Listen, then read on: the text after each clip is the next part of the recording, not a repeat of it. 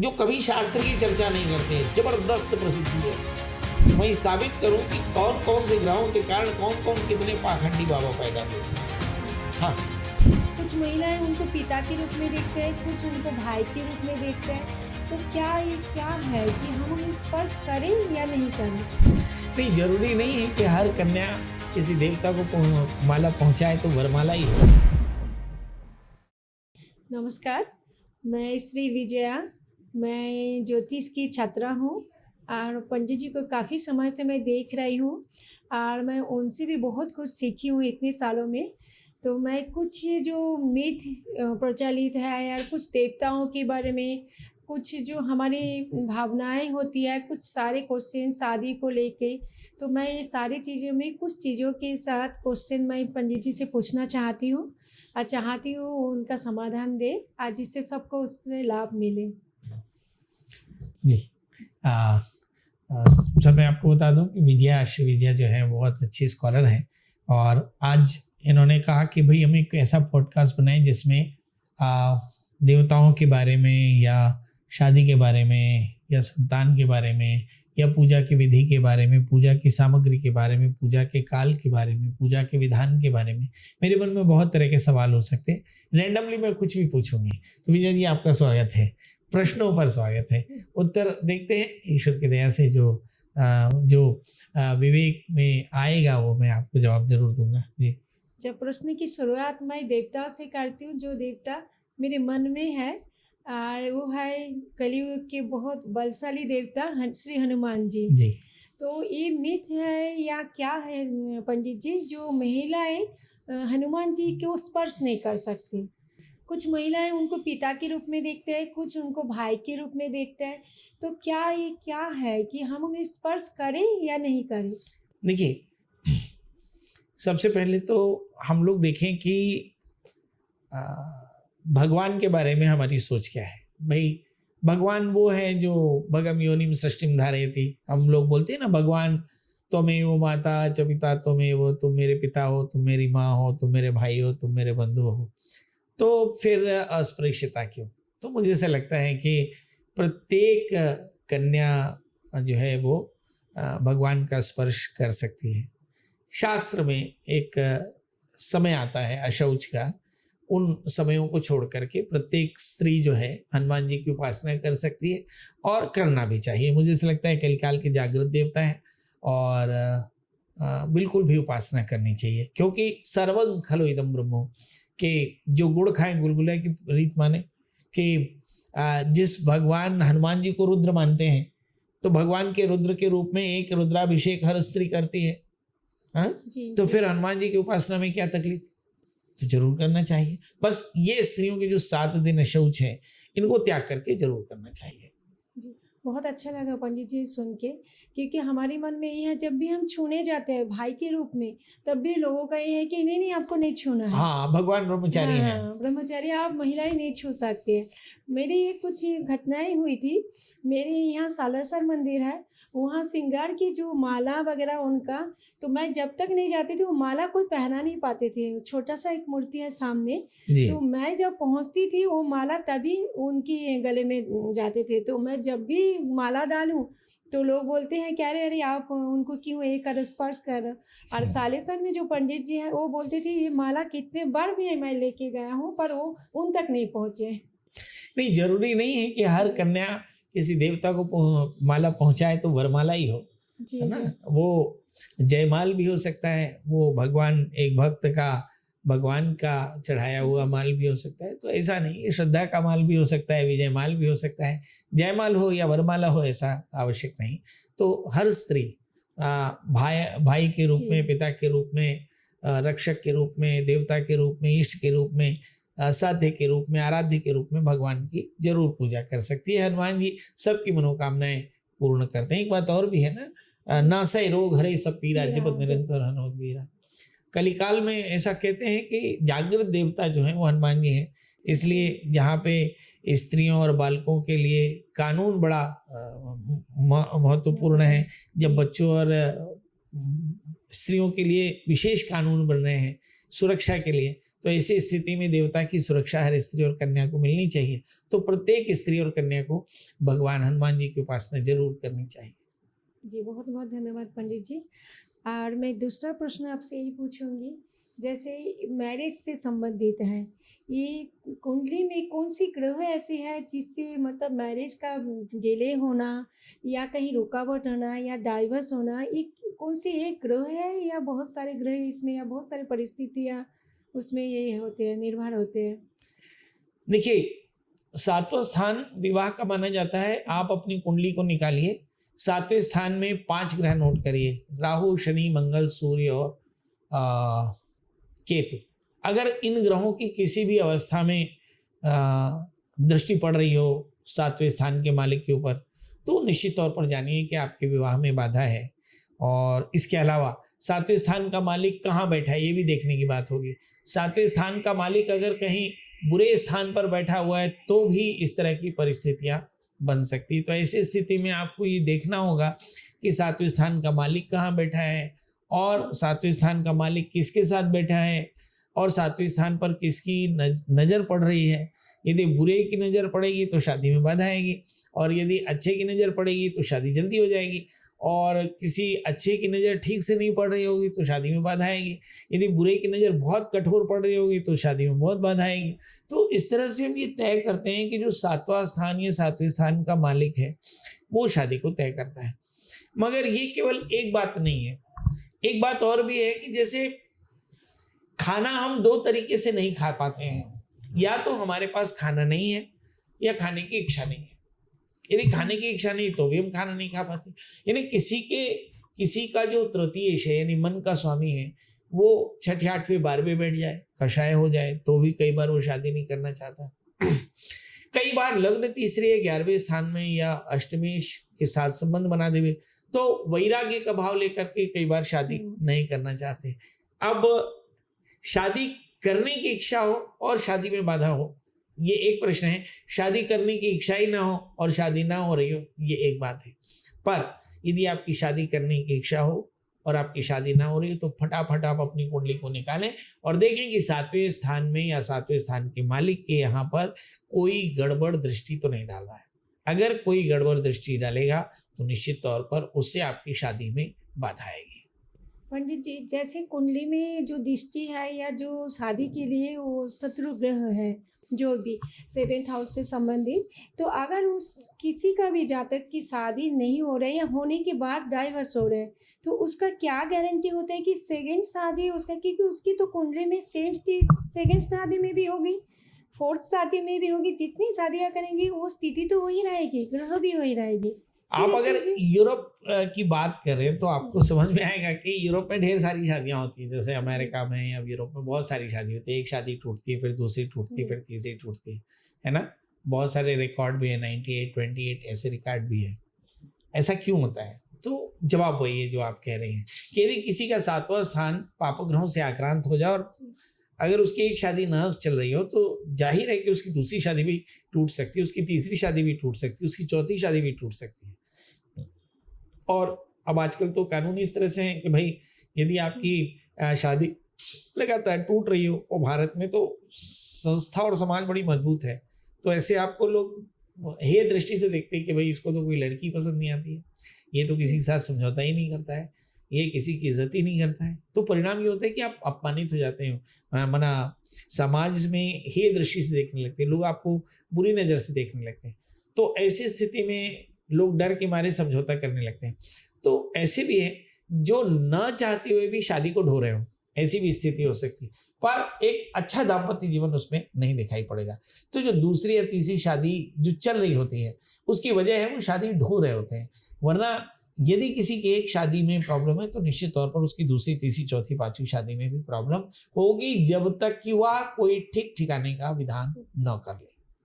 और एक दूसरा चीज़ भी पंडित जी हो सकते हैं कि सामने वाला जो दूसरे करे या तीसरे के जो सामने का पार्टनर है उनकी ग्रह दशा थोड़ा ठीक ठाक हो इनसे, तब शायद वो शादी चल जाते होंगे। हाँ, अब जाहिर है कि यदि आप पानी में शक्कर मिलाएंगे तो शक्कर कुछ अपना गुण पानी को देगा और पानी कुछ अपना गुण शक्कर को देगा। तो जाहिर है कि पानी मीठा होगा और जो थिक होगा और शक्कर घुल जाएगा, तो शक्कर अपना अस्तित्व खो बैठेगा मगर पानी को मीठा देख कर जाएगा। तो ऐसी स्थिति में शक्कर का गुणधर्म भी बदला, पानी का भी गुणधर्म बदला। तो जरूर कहा जा सकता है कि भाई ग्रहों का एक दूसरे पर असर पड़ता है, पर फिर भी सावधानी के लिए अपने बच्चों की ग्रह शांति या शांति विधान करा लेना चाहिए ताकि आपके बच्चों के दाम्पत्य जीवन में कोई व्यवधान न आए। हाँ, ये गुड़ और शक्कर और पानी का जो बात है, मैं ये बोलूँगी हर किसी को शादी के पहले एक बार जन्म कुंडली किसी को दिखा देनी चाहिए, वो भी अच्छे ज्योतिष से। हाँ, ये एक बात और भी है, जैसे आप ये कैसे तय करेंगे कि कोई ज्योतिषी अच्छा है कि नहीं है? क्योंकि हाँ, ये जी, बिल्कुल, ये एक बड़ा प्रश्न है, जी। क्योंकि जो लेमैन है वो कैसे तय करेगा ना? आपकी नज़र में क्या लगता है कैसे तय मुझे करेगा? लगता है कि अगर किसी की ग्रह दशा अच्छे चलते हैं तो वो अच्छे ज्योतिष तक पहुंच जाते हैं उसी दौरान अभी दशा आपकी में। ठीक चल रही है? हाँ। अगर किसी की ग्रह दशा ठीक नहीं है तो वो ज्योतिष तक पहुंच नहीं पाते, अच्छे ज्योतिष। क्योंकि एक अच्छे डॉक्टर तक पहुंचना वो जरूरी नहीं है कि वो बहुत नामी ज्ञानी हो, बहुत ये हो। डॉक्टर एक अच्छे जानकार वाला होने चाहिए। एक अच्छे ज्योतिष एक अलग होते हैं, वो दशा ही निर्भर करते हैं, उसकी ग्रह डिपेंड करते हैं कि वो किस ज्योतिष तक पहुंचे। मुझे लगता है जी, जी, जी। नहीं, निश्चित तौर पे कि यदि आपका भाग्य अच्छा है तो आप किसी अच्छे सलाहकार से सलाह ले पाते हैं। यदि भाग्य अच्छा नहीं हो तो आपके घर में बगल में खड़ा हुआ सलाहकार भी आपको नहीं दिखाई पड़ता है। बहुत सीधी-सी बात है। ये सारा का सारा भाग्य का खेला है। जिसके भाग्य में अच्छा लिखा होता है उसके लिए अच्छे होने की वजह बन जाती है, जिसके भाग्य में बुरा लिखा होता है उसके भाग्य में बुरे होने की वजह हो जाती है।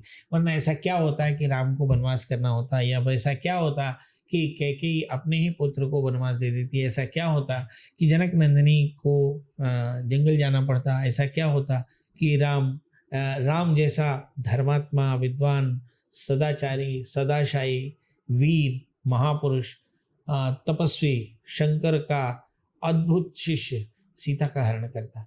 मतलब कहीं ऐसा लगता है कि जय दारुण दुख दे हिम्मत बुद्धि आगे हर नहीं। जिसे अच्छा करना होता है भगवान उसे सद्बुद्धि दे देता है, और जिसको बुरा करना होता है उसकी बुद्धि खराब कर देता है। पंडित जी, एक और प्रश्न है मेरे मन में। जैसे हम जन्म होते हैं तो हमारे कुछ ग्रह आ जाते हैं, तब हम कर्मा भी नहीं करते, पर वो आते हैं क्योंकि हमारा पिछला कर्मा या पास्ट लाइफ रहता है। तो उसके बारे में आप क्या बताना चाहेंगे? हमारे बोलते पुनरपि जन्मम पुनरपि शरणम पुनरपि जन्मम पुनरपि मरणम पुनरपि जननी जन्मे जठरे शयनम। हमारे यहाँ पुनर्जन्म का विधान है। पुनर्जन्म माने आपका खाता कभी खत्म नहीं होता। आपने खाते में 20 रुपए जमा किया, फिर आपकी डेथ हो गई तो फिर आप जन्म लिए तो आपके खाते में 20 रुपए क्रेडिट हो गया। फिर आपके खाते में नफ़ा नुकसान होता गया, डेबिट क्रेडिट होता गया। फिर आपकी डेथ हो गई तो फिर आपका खाता क्रेडिट रह गया, ये डेबिट रह गया। तो कर्मणा दैवने त्रेण जंतुर्देहो पते। लोग जो है वो कर्म के प्रभाव से संसार में आते और जाते हैं, और तथा संसार दुखानि तत्क्लेश साधनम, ऐसा लिखा है कि जो संसार है वो एक बाजार है जहाँ पर डेबिट और क्रेडिट कार्ड दोनों चलाए जाते हैं। यदि आपके क्रेडिट कार्ड में उधारी ज़्यादा लिखा है तो आपको पे करना होगा, यदि आपके डेबिट कार्ड में खाता में बहुत पैसा है तो आप मौज कर सकते हैं। पैदा होते ही कोई करोड़पति होता है। ये कर्म का ही बंध है कि एक ही हॉस्पिटल में कोई रोडपति पैदा हो जाता है और एक करोड़पति पैदा हो जाता है। ये जो रोडपति और करोड़पति का जो फर्क है वो कर्म का फर्क है, और ये कर्म हमारे यहाँ बार बार पुनर्जन्म की व्याख्या की मान्यता के कारण पैदा है। मतलब हम पुनर्जन्म की मान्यता रखते हैं, इसलिए इस तरह की हम अवधारणा रखते हैं। पंडित जी, जैसे इसमें कुछ चीज़ें हैं, जैसे कुछ प्रॉमिसेस रहते हैं जो ग्रह की कितने भी उपाय करें पर वो हमारा ठीक नहीं होता है, क्योंकि वो पिछला कर्म की प्रॉमिस रहते हैं। पर कुछ ग्रह ऐसे रहते हैं तो कुछ उपाय करने से हमारा वो सुधार हो जाता है। एकदम एकदम। तो उपाय में से हम क्या करें? क्या ग्रह की व्यक्ति को चुने, या स्टोन को चुने, या पूजा पाठ को चुने? पहला हमको क्या करना चाहिए? नेचर को चुने या अपने व्यवहार को चेंज करें उस ग्रहों से रिलेटेड व्यक्तियों से? देखिए क्या होता है, ये एक ऐसा प्रश्न है कि पंडित जी मुझे बीमारी है तो मैं सर्जरी चुनूं या दवा चुनूं या पथ्य चुनूं? तो डॉक्टर कहता है सब चुनो, है ना? जी। कि आप दान भी करो, अच्छे लोगों के संपर्क में भी आओ, ग्रंथों का स्वाध्याय भी करो, अपने कर्म में शोधन भी करो, आत्मचिंतन भी करो, यज्ञ भी करो, भगवान की पूजा भी करो। ये सब करने से आपके कर्म का बंधन छूटता है। है ना। अभी बिनु सत्संग विवेक न होई, अभी आपने किसी से पूछा ही नहीं कि पंडित जी का घर कहाँ है, तो पता कैसे लगेगा। तो जब आपको भगवान के घर का ही पता नहीं है तो फिर आप भगवान मिलेगा कैसे, फिर भगवान का नाम क्या है, भगवान दिखता कैसे है, भगवान मिलेगा कहाँ। ये तो सब किसी गुरु के दरबार में या किसी सत्संगी के दरबार में या किसी रसिक के दरबार में ही पता चलेगा ना, तो वहाँ तक आपको जाना पड़ेगा। तो सत्संग की आवश्यकता है। अभी आ, कुछ ग्रंथ पढ़ेंगे तो प्रेरणा होगी, तो ग्रंथों की आवश्यकता है, सदग्रंथों की आवश्यकता है, व्हाट्सएप को छोड़कर, क्योंकि ये आजकल बड़ा खतरनाक है। कल मैं एक शो में गया था और वहाँ पे कोई सज्जन कह रहे थे कि यदा यदा हि धर्मस्य ग्लानिर्भवति भारत अभ्युत्थानम अधर्मस्य तदात्मानं सृजाम्यहम्। तो मैंने उन्हें रोका, मैंने प्रभु ये श्लोक अगर इसे शुद्ध कर लें तो अच्छा होगा कि अभ्युत्थानम धर्मस्य तदात्मानं सृजाम्यहम्। भगवान का प्राकट्य अधर्म के अभ्युत्थान के लिए नहीं होता, धर्म के उत्थान के लिए होता है। इसलिए सदग्रंथों का पठन करें। कोट मैंने इसलिए किया कि यदि आप केवल कहानियां सुनते हैं तो गड़बड़ हो जाता है, आपको मूल ग्रंथ आर्ष ग्रंथ पढ़ना चाहिए। एक ग्रह है पंडित जी, केतु, जो हम लोग इतना सुनते हैं कि केतु जिसके साथ भी रहते हैं, जिस ग्रह के साथ रहते हैं, उस जगह में कैंची चला देते हैं। रिश्ते में भी हो, शुक्र के साथ रहे तो रिलेशनशिप में कैंची, अगर मंगल के साथ रह रहे तो ऑपरेशन का एक कारक, किस हाउस में रह रहे वो भी डिपेंड करते हैं। तो केतु को हम लोग किस रूप में ले, कभी पॉजिटिव ले सकते हैं उसको? देखिए क्या है, राहु और केतु ये दोनों दैत्य हैं। अब दैत्य तो बहुत रहे होंगे, पर ये दो ही दैत्य हैं जिन्होंने दो कहे को, एक ही राहु ही एकमात्र दैत्य था जो समुद्र मंथन अमृत मंथन में, समुद्र मंथन में अमृत पान कर लिया। तो राहु एक चालाक ग्रह है, इसका सिर राहु कहलाया और धड़ केतु कहलाया। ये दानव है तो बहुत चालाक है, एक बहुत पुरुषार्थी है। दानव है तो बहुत पुरुषार्थी है, बहुत मेहनत करते हैं। दूसरा, केतु का सिर नहीं है इसलिए बड़ा रहस्यमयी है ना। भाई अपन कैसे जानते हैं कुत्ता है ये शेर है, तो सिर से ही जानते हैं कि भाई शेर का सिर है, कुत्ते का मुंह लगा हुआ है, सियार है, तो मुंह से ही पहचानते हैं। पर केतु के पास ये सिर नहीं है, इसलिए ये बड़ा अजीब सा है ना। अब केतु जिस पर सवार हो जाए, चंद्रमा के साथ तो चंद्रमावत, शुक्र के साथ शुक्रवत, मंगल के साथ मंगलवत। अब जब मंगल के साथ में केतु बैठता है तो महामंगल हो जाता है। अच्छा। तो सर्जरी करा देता है, चोट दिला देता है, एक्सीडेंट करा देता है, खून बहा लेता है। कैसा हो जाता है, वो दुराग्रही हो जाता है, गुस्सैल हो जाता है, आक्रामक हो जाता है ना, तो सर्जरी करा देता है। सूर्य के साथ में केतु, ओह फिर क्या कहना। सूर्य जिस तरह के प्रभाव मंडल, मतलब केतु का मतलब है कि केतु एक ऐसा दैत्य है जो आपकी कुल पर्सनालिटी को बढ़ा देता है। चंद्रमा के साथ में केतु पता नहीं कितनी दैवी शक्तियों को देता है, ऐसी ऐसी दैवी शक्तियां, ऐसी ऐसी स्थितियां देता है कि जिसकी कल्पना नहीं। लिखा कि चंद्रमा मनसो जाता, कि चंद्रमा से मन देखा जाता है, केतु का योग हो जाए तो पता नहीं उसने कितनी सिद्धियां कर ली। तो केतु को केवल बुरा नहीं समझ सकते, केतु एक रहस्यमयी ग्रह है और हर जन्म कुंडली में वो अलग हो सकता है ना। जी। और किसी भी दैत्य की जब कहानी सुने या दानव की कहानी सुने या राक्षस की कहानी सुने तो उसके अंदर में एक नायक होता है। अगर हम उसे खलनायक बोलते हैं तो खलनायक में भी नायकत्व तो है, तभी वो खलनायक है। खलों में भी नायक है ना। तो राहु जो है वो खलनायक ग्रहों में भी श्रेष्ठ है, वरना उसकी आप गणना नहीं करते। कितने दैत्य आपने देखे, सुने, ग्रंथों में पढ़े, पर अजर अमर अविनाशी ये दो ही भाई हैं, एक सिर में राहु और पैर में केतु। तो ये अविश्वसनीय है, बहुत चालाक है, बहुत मेहनती है और ये किसी भी तरह का रिजल्ट दे सकते हैं। हर कुंडली में बिल्कुल भी इनका उलट असर होता है। देखिए बहुत सारे लोग जो ट्विंस पैदा होते हैं, बहुत सारे लोग बोलते हैं कि पंडित जी देखो ट्विंस पैदा हुए तो बिहेवियर में अंतर क्यों। तो सूर्य वैसा, चंद्रमा वैसा, मंगल वैसा, हम्म, एक प्लेनेट ऐसा है जो बिल्कुल वैसा नहीं होता है, वो है केतु। केतु। अच्छा।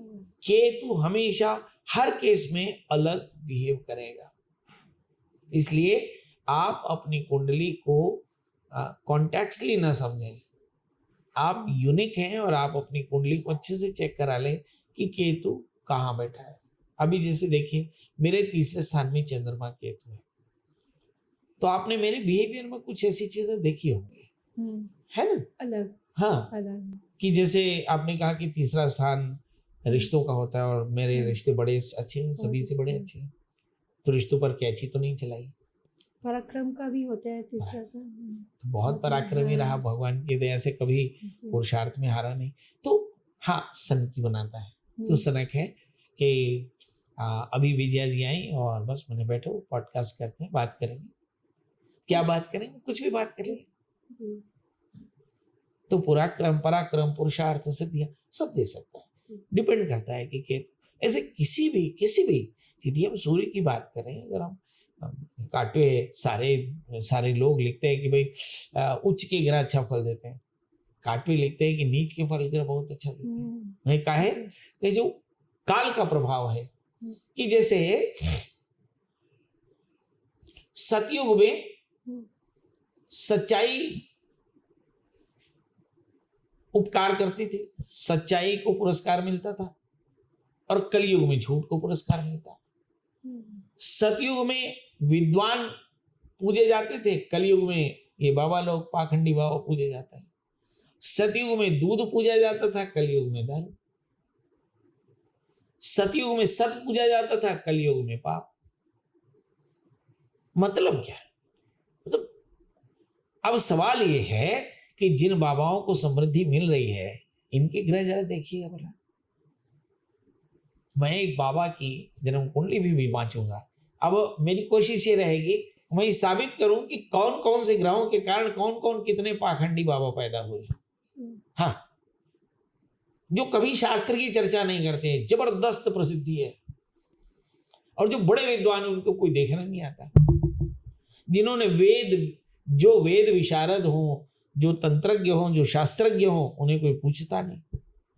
ये किसी जमाने में धर्माचार्य रहे होंगे, पर आज कोई नहीं पूछता। क्यों? क्योंकि काल की गति है, काल की गति है। हर काल में मर्यादाएं बदलती हैं। अब पहले जैसे जो शराब बेचता था वो हेय दृष्टि से देखा जाता था, मांस बेचने वाला हेय दृष्टि से देखा जाता था। जिसके घर में टैक्स वैक्स की रेट पड़ जाए, जो जेल जाता था, उसके लिए हमारी नजरें खराब थी। अब तो ऐसा लगता है कि परम तपस्वी यही है, जेल से चल के आए, विक्ट्री का निशान दिखाते हैं। तो मतलब क्या हुआ? काल का प्रभाव है, काल का प्रभाव है। मतलब कलयुग में जो नीच के ग्रह हैं, जो पापाक्रांत ग्रह हैं, वे सिद्धियां दे रहे हैं, और उच्च के ग्रह वैल्यू का स्ट्रगल देने के कारण उन्हें संघर्ष दे रहे हैं। ये अपने आप को समझने की जरूरत पड़ेगी। पर पंडित जी, केतु की दृष्टि को क्यों गिना जा रहा है? कि हम केतु का जब सर ही नहीं है तो उसकी दृष्टि कहाँ से आ रहे हैं? हाँ, अगर मेरा सर ना हो तो भी मेरे बदन की खुशबू आप तक आएगी कि नहीं? जी। तो जो दर्शन है वो केवल नेत्रों का थोड़ी है। अच्छा। दर्शन स्पर्श का भी तो है। तो हमारे यहाँ 5 इंद्रियां हैं ना, शब्द स्पर्श रूप रसगंध, 5 तन्मात्राओं से हम चीजों को देख रहे हैं, है ना? अब एक निर्जीव कुर्सी रखी है ना, उसके पास सिर नहीं, तो क्या आप उसे देख नहीं रहे? नहीं, हम देख रहे, जो ग्रह है चलो वो देख रहे, दूसरे ग्रह वो क्यों नहीं देख रहा? आप इस सोफे पे बैठे हैं तो सोफे को आप देख रहे हैं, सोफा आपको देख रहा है। अच्छा। हाँ? तो उनका असर कितना लगेगा? जो ग्रह है जो दृष्टि देते हैं, जैसे गुरु का, शनि का, दूसरे ग्रह का, केतु का दृष्टि का असर कितना? देखिए, एक विचार की बात है कि जब हम सनातन को समझते हैं तो सनातन के दृष्टांतों को दृष्टांत से समझें। अभी जैसे मैंने कहा कि केतु को सिर नहीं होता, फिर मैंने कहा केतु अमर है, तो यदि केतु जीवित है तो जीव है। जो केतु जीवित है, जिसमें जो अमर हो गया है, वह किसी रूप में होगा? यस। तो जो किसी रूप में होगा उसका किसी रूप में एग्जिस्टेंस होगा, जी है ना। और जिसकी जो वृत्ति होगी वो वैसा असर देगा, जी। है। तो इसलिए ऐसा नहीं कि भाई दशानन, रावण के दश तो सिर थे, ना ना, ये हमारे दशानाम आननानाम समाहारः। दशानन का अर्थ है कि ऐसा व्यक्ति जो 10 सिर के बराबर विवेक रखता हो। आप समझ रहे हैं ना। तो सहस्त्रानन, तो क्या 1000 मुंडी रही होगी? ऐसा विचित्र बच्चा थोड़ी पैदा हुआ होगा। विश्वा का पुत्र तो एक सिर लेके ही पैदा हुआ होगा। सवाल ये दशानन क्यों कहा? वो कोई खासियत रही होगी, है ना। तो हमें हमारे जो दृष्टांत हैं सनातन के, उन दृष्टांतों को भाव से भी समझना होगा। तो केतु के पास धड़ है पर दृष्टि भी है, उसकी भी दृष्टि गिरनी चाहिए। वो संकेत में बताया कि एक राक्षस को सर धड़ से अलग कर दिया, चूंकि अमृत वह पी चुका था इसलिए अब उसे 2 हिस्से में देखा, एक में कल्पना और दूसरे में पुरुषार्थ, एक में तप दूसरे में अंधकार। इसलिए केतु का निशान 2 हाथ 2 पैर, आप समझ रहे। हाँ, और राहु का निशान सूपे की तरह, सिर्फ मुंडी है। तो सूपा ऐसे नहीं है, वो सूपा ऐसे है, वो एक्चुअली सर है। जो आप सूप होता है उसे अगर आप ध्यान से देखें वो किसी जेंटलमैन का सिर होता है ना। जी जी। हाँ, वो जेंटलमैन का सिर होता है जो कॉलर वाला कपड़ा पहना होता है, तो वो उस तरह का ही होता है। तो ये जो हमारे यहाँ संकेत हैं ये बताते हैं कि भाई हमारे सनातन को भाव से देखना होगा। आपका कहना बिल्कुल सही है पंडित जी। जैसे दशानन बोल रहे, इतनी सारी दृष्टि थोड़ी होती है उनकी, क्योंकि उनका तो पार दृष्टि में तो पूरा जल ही जाएगा। ऐसे केतु की कोई दृष्टि नहीं है, तो इसका मतलब ये नहीं उनका दृष्टि नहीं है, भाव से हर चीज हमको भाव से देखना हाँ, है। ग्रह धातु से बना, जिसका अर्थ होता है पकड़ लेने वाला। जी। यदि केतु को ग्रह माना, इसका मतलब ये है कि वह दृष्टिपात करता होगा। आंख नहीं है तो असर नहीं करेगा। अरे भाई, बहुत सारे जैसे जीव हैं जिनको आंख नहीं होती, वो असर तो करते ही है ना। हाँ, अब जैसे हमारे यहाँ मुसवा है, जैसे शेर है, जैसे हाथी है, जैसे तोता है, जैसे कौआ है, सब अपने अपने विचित्र स्वभाव के कारण जाने जाते हैं, है ना। अब जैसे सांप है, कहा चक्षुषवा, अब कान नहीं होता तो क्या वो सुनता नहीं होगा? तो वो स्पंदन को सुनता ही है। वो 5 इंद्रियों में एक इंद्रिय नहीं होता है, तो बाकी इंद्रिय इतनी 4 ताकतवर, इंद्रियां होती हाँ, हैं भाई। हाँ, और वो इतनी पावरफुल हो जाता है। मुझे लगता है केतु जहाँ बैठ रहा है, जिस हाउस में बैठ रहा है, जिस ग्रह के साथ बैठ रहा है, वो नेगेटिव हो पॉजिटिव हो, पर वो एक पावरफुल उस हाउस का उस ग्रह के साथ वो होगा। एक्सेलरेट करता है, बिल्कुल सही। यही मैं कहना चाह रहा हूँ जी। कि केतु एक एक्सेलरेटर है। केतु और राहु का काम मल्टीप्लाई करना है। जी। यदि आप चंद्रमा के साथ में राहु बैठ गया तो भ्रम की स्थिति चरम हो जाएगी, और केतु बैठ गया तो सनक की स्थिति चरम हो जाएगी। कभी आप हिटलर, मुसोलिनी, स्टालिन, चर्चिल, है ना, इन किसी में से किसी एक महानुभाव की कुंडली देखना, आपको समझ में आएगा कि सन की क्यों थे। हाँ, कि क्यों इन्होंने विश्व युद्ध कराया, तब समझ में आएगा कि चंद्रमा केतु का क्या असर होता है। हाँ, तो इसलिए केतु की दृष्टि हो या नहीं हो, पर वह अमर है और वो एग्जिस्ट करता है, वो ग्रह है, मतलब उसका असर होगा ही। पंडित जी, एक लास्ट आखिरी प्रश्न है मेरा, और उसमें एक है, जैसे हम लोग जानते हैं कि जो भी प्रेग्नेंट हो रहा है या किनका मतलब प्रेगनेंसी पीरियड पूरा स्ट्रेसफुल रहता है, किन्हीं का बेड रेस्ट रहता है, किनका बहुत नॉर्मली एकदम हो जाता है। आज की डेट में तो हम सिजेरियन डॉक्टर ऐसे ही कर देते हैं, उनका चाहे हो चाहे ना हो। तो वो वाला क्वेश्चन तो मैं आपसे नहीं पूछूंगी कि किन ग्रह से सिजेरियन होता है, क्या होता है। आज की डेट में एक कॉमन बात है सिजेरियन होना। और मुझे ये लगता है कि अगर आपकी पूरी मतलब जो भी प्रेगनेंसी पीरियड में जो भी चीज़ें हमारे साथ होता है, वो हमारी कुंडली में रहते हैं, हमारी इसमें रहते हैं। वो पहले से वो ग्रह आके बैठा है, तो उससे हमें पता चलता है कि हमें बेड रेस्ट होगा कि हमें प्रेगनेंसी के दौरान स्ट्रेसफुल लाइफ रहेगी या नॉर्मल रहेगी, क्या ये बात सच है?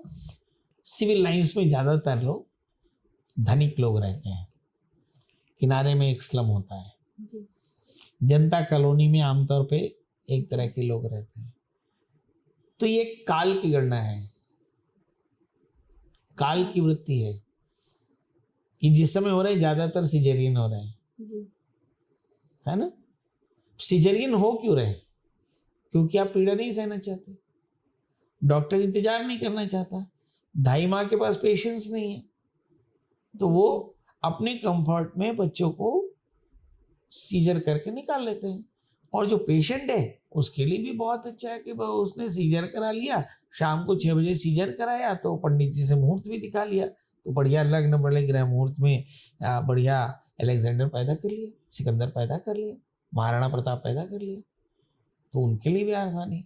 असल में संतान होने में बाधा, जैसे कि पंचम स्थान संतान का, इन स्थानों पर क्रूर ग्रहों की पूर्ण दृष्टि पड़ जाए, जैसे मंगल की दृष्टि पड़ जाए तो कैजुअलिटी के चांसेस है। जैसे शनि राहु लग्न में पंचम 11वें बैठ जाए, भाग्य स्थान में बैठ जाए तो कैजुअलिटी के चांसेस है। यदि किसी लड़की के लग्नेश द्वितीय 12वें बैठ जाए, हार्मोनल इम्बैलेंस के कारण प्रॉब्लम है, शरीर बल्कि हो जाएगा। यदि 7वें स्थान में शनि जैसे पाप ग्रहों की दृष्टि पड़ जाए तो शादी में विलंब होगा, आगे चल करके जब कंसीव करेंगी तो लेटर एज में, ज़्यादा एज होने के कारण फिर उसकी चलते प्रॉब्लम होगी। मतलब जिसकी भी संतान में बाधा आ रही है उसके पीछे कोई एक जेन्युइन लॉजिक होगा जरूर, जी हाँ, और वो आपको देखने से पता चल जाएगा। पर बहुत सारी चीजें हैं, जैसे पहले हम कहते फलानवा सिगरेट पी रहा था, कह रहे साहब बहुत बुरा कर रहा था, अब तो साहब फलानवा भी सिगरेट पी रहा है, ढेकनवा भी सिगरेट पी रहा है, हाँ तो अब उसे बुरा मानेगा कौन, जी है ना। तो अब सबने एक ही वृत्ति रखी, सबकी वृत्ति एक है, तो इसलिए मेजरली ये प्रश्न भी लोग नहीं करते। जी जी अब ये प्रश्न Common भी नहीं है। करते, कॉमन है कि भाई पंडित जी बताइए कंसीव हो गया, हाँ तो सीजर किस तारीख को करा लें, क्योंकि पता है सीजर 15 दिन सीजर पहले में। होगा, बच्चे को इंक्यूबेटर में लगाया जाएगा, और पंडित जी आप कोई अच्छा सा मुहूर्त बता दीजिए तो हम बच्चे का सीजर करा देते हैं, तो डॉक्टर 10-25 हज़ार रुपये एक्स्ट्रा लेगा पर वो कर देगा, आपके कंफर्ट पे कर देगा। हाँ, डॉक्टर बोलता है भाई 36 वीक होनी चाहिए कंप्लीट, बच्चा मेच्योर हो जाए फिर हम इंक्यूबेटर में उसको मेच्योर कर लेंगे। तो इस तरह से एक समय है, मतलब जो भी चीज़ें आप देख रहे हैं, चाहे शादी हो, चाहे संतान हो, चाहे घर की कैजुअलिटी हो कि भाई आपके घर में लोग मर रहे हैं, क्यों मर रहे हैं, तो दिखेगा कि भाई शनि राहु के कारण, शनि राहु की दशा चल रही हो और निश्चित तौर पर राहु के अंदर दशाएं चल रही हो, राहु शनि से आकर है, तो निश्चित तौर पर जानिए कि आपके घर में बीमारियां होंगी, एकदम दिखेगा। यदि आपके घर में भाग्यस्थान में शनि राहु तो आप बड़ी मेहनत के बाद भी सिद्धियां नहीं पा सकते, दिखेगा, है ना। आपके 7वें स्थान में शनि राहु जैसे ग्रहों पड़ जाए तो दाम्पत्य जीवन में परेशानी आएगी, पक्का दिखेगा। तो मतलब कहने का मतलब है कि कुंडली आपको एटलीस्ट बता देती है कि क्या क्या हो सकता है। हाँ। मुझे तो पंडित जी ये लगता है आजकल जब सीखने के बाद आप लोगों से कि हर किसी का नेचर भी उसकी ग्रह के अनुसार होता है, जैसे जो शनि वाले लग्न में होते हैं या शनि का बहुत इम्पैक्ट रहता है, वो लेट नाइट जगते हैं, वो बहुत एक्टिव रहते हैं, सुबह उठ नहीं पाते हैं। अगर हम उस इंसान को बार बार सुबह उठने के लिए ताना मारें, और जो मंगल की इम्पैक्ट है वो सुबह उठ के एक्सरसाइज कर रहे हैं पर शनि वाले नहीं कर पाते हैं, तो अगर मुझे उसको ताना मारने के बाद भी उनकी नेचर ऐसे नहीं बदल सकती, तो मुझे लगता है ग्रह के हिसाब से आजकल जो मैं देखती हूँ, ग्रह के हिसाब से मैं उनसे बातें करती हूँ, उनकी चीज़ों को समझती हूँ और कंफर्ट जोन में आने की कोशिश करती हूँ। मतलब लोगों को ये समझाना चाहिए भाई तुम्हारा शनि लग्न में है तो तुम बहुत ज़्यादा इमोशनल हो गए, बहुत ज़्यादा इंडिपेंडेंट हो गए, इसका मतलब है कि आप ऑटोनोमस हो गए, आपको कोई बाहरी आदमी सलाह नहीं दे सकता। आपने कहा 2 दूनी 11 तो 2 दूनी 11, फिर आप 2 दूनी 11 ही पढ़ने वाले हैं, है ना, तो कोई 2 दूनी 10 नहीं समझा सकता। इसलिए अगर ऐसे व्यक्ति को आप 2 दूनी 10 समझाएंगे तो नहीं समझेगा, नहीं समझे, है ना। अभी जैसे किसी जातक के 3रे स्थान में रहा हो, भयानक कंफ्यूजन है, तो वो सुनता ही नहीं। यदि किसी का शनि सूर्य एक साथ में है तो बाप बेटों में इतना विरोध रहता है कि बाप ने कहा बेटा सूरज पूरब से उगता है तो बेटा पश्चिम क्यों नहीं देखता है, वो देखता ही नहीं कि पिताजी सही भी कह रहे होंगे, वो मान लेता है कि इनकी बात गलत है। जी, बिल्कुल। पिताजी के साथ सरकारी कर्म माने उच्च पद में कोई भी आपके ऊपर होंगे, उनके साथ भी उनके विरोधाभास रहते हैं। विरोधाभास है। जी, तो ये एक ये ऐसी उनके चीज है, नेचर में आ जाते नेचर में हैं। आ जी, जाता है। बिल्कुल। अब जैसे किसी का शनि मंगल है तो बहुत आक्रामक होता ही है, जी, उसकी कोई मतलब वजह नहीं है, वो होगा ही। जी, अब जी, आप उसकी वृत्ति के खिलाफ जाकर उससे चेष्टा करेंगे जी, तो तकलीफ आएगी। जी, जी, जी, जी जी। पंडित जी, बहुत-बहुत धन्यवाद आपको। आपने इतने कीमती समय दिए मुझे। जी जी, धन्यवाद। च तो ये थी हमारी विजया जी, ज्योतिष की छात्रा भी है, बहुत अच्छी जी, प्रश्नकर्ता भी हैं, बहुत अच्छे दिल के हैं, और हमारी गुजारिश ये होगी कि वो इसी तरह से आती रहें, हमसे बातें करते रहें, और अपने दिल की बात, अपने प्रश्नों का जवाब पाते-पाते हमारे दर्शकों के प्रश्नों का जवाब भी जी, वो हमारे हमारे इस कार्यक्रम में ले लें। आपको बहुत-बहुत स्वागत। आपको हमारा ये एपिसोड कैसे लगा? अगर अच्छा लगा हो तो आप इसे लाइक करें, शेयर करें, सब्सक्राइब करें और बेल आइकन दबाना बिल्कुल ना भूलें। तो श्री विजय जी का बहुत-बहुत स्वागत, आप सबका स्वागत। आप लगातार हमारे साथ बने रहें। आज के लिए इतना ही। अगले एपिसोड में हम फिर बात करेंगे। आज हमने बात की स्वभाव की, हम अगले एपिसोड में बात करेंगे समाधान की, कि कौन सा ग्रह आपकी कुंडली में कहाँ बैठा है, जिसका क्या समाधान लेना चाहिए। तो लगातार हमारे इस महाकाल धाम के एपिसोड में बने रहिए। जय महाकाल।